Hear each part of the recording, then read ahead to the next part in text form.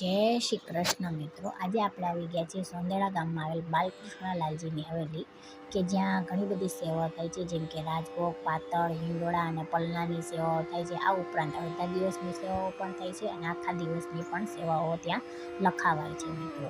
તો જે કોઈ સોંદેડા ગામ જાય એટલે કે કેશોદની પાસે આવેલું આ સોંદેડા ગામ છે કે જ્યાં બાલકૃષ્ણ લાલજીની સરસ મજાની હવેલી આવેલી છે. તો આ જે પણ એ બાજુ જતા હોય તો આ હવેલીના દર્શન અચૂકથી કરજો અને ત્યાં જરૂરથી લાભ લેવા જજો, દર્શન કરવા જજો. તો દર્શનનો ટાઈમ પણ તમને જણાવે છે. મંગળાના 8 થી સવા 8, શૃંગારના દર્શન, રાજભોગના અને શયનના દર્શન પણ થાય છે સાંજે 6 વાગે મિત્રો.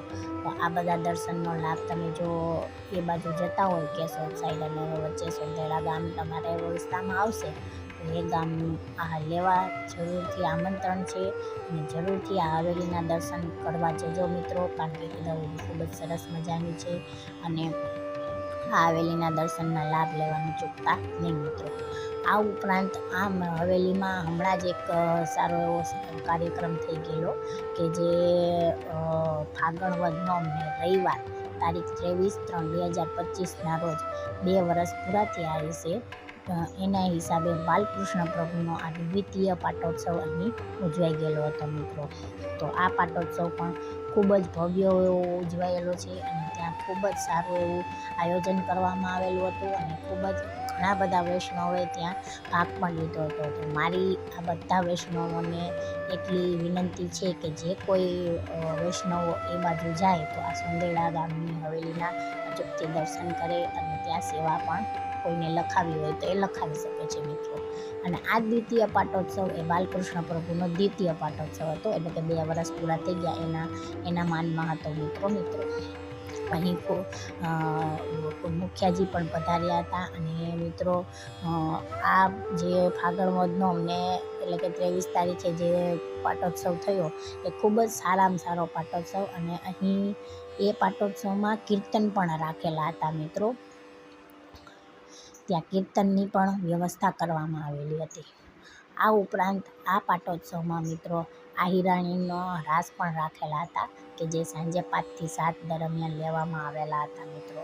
ઘણા બધા આહિરાણીઓ અહીં આવેલી હતી, તેમણે દર્શન કરેલા હતા અને એમણે સાંજે 5 થી 7 દરમિયાનમાં અહીં રાસ ગરબા પણ લીધેલા છે. આ ઉપરાંત એ રાસ ગરબા બાદ પ્રસાદની પણ વ્યવસ્થા કરવામાં આવેલી હતી. તો મિત્રો ઘણા બધા વ્યક્તિઓ અહીં આવ્યા હતા અને એમણે પ્રસાદનો પણ લાભ લીધો હતો મિત્રો. તો મારી એવી બધાને વિનંતી છે કે જ્યારે પણ જાઓ તો હવેલીના દર્શન અચૂકથી કરજો, એનો લાભ લેજો મિત્રો, કારણ કે ખૂબ જ સરસ એવી હવેલી છે અને લાલાજીના પણ આપણને દર્શન થશે. નાના લાલા બાલકૃષ્ણ લાલજીની હવેલીથી એ સોંદેડા ગામમાં પ્રખ્યાત છે મિત્રો. અને અહીં સારામાં સારો પાટોત્સવ પણ થઈ ગયેલો. મેં તમને કીધું એમ કે બાલકૃષ્ણ પ્રભુનો દ્વિતીય પાટોત્સવ એ ખૂબ જ સારી રીતે ઉજવાઈ ગયેલો છે મિત્રો. અને એમાં ઘણા બધા લોકો આવેલા હતા, ઘણા વૈષ્ણવોએ એમાં ભાગ પણ લીધો હતો. તો મિત્રો આ જે ભાગ લીધો હતો અને બધાને ખૂબ જ મજા આવી હતી. સમગ્ર વૈષ્ણવોને ત્યાં પ્રસાદ લેવાની પણ વ્યવસ્થા હતી. તો મિત્રો આ હવેલીના દર્શન કરવા અચૂકથી આવજો અને આવા જ અમારા વિડીયો જોવા માટે મારી ચેનલને લાઈક કરજો, શેર કરજો અને સબસ્ક્રાઈબ કરજો અને બેલ આઇકન દબાવવાનું ભૂલતા નહીં કે જેથી કરીને કોઈ પણ નવા વિડીયો આવે તો સૌથી પહેલાં તમને નોટિફિકેશન મળી રહે. તમે જોઈ શકો છો જો કેટલા બધા લોકોએ અહીં ભાગ લીધેલો છે.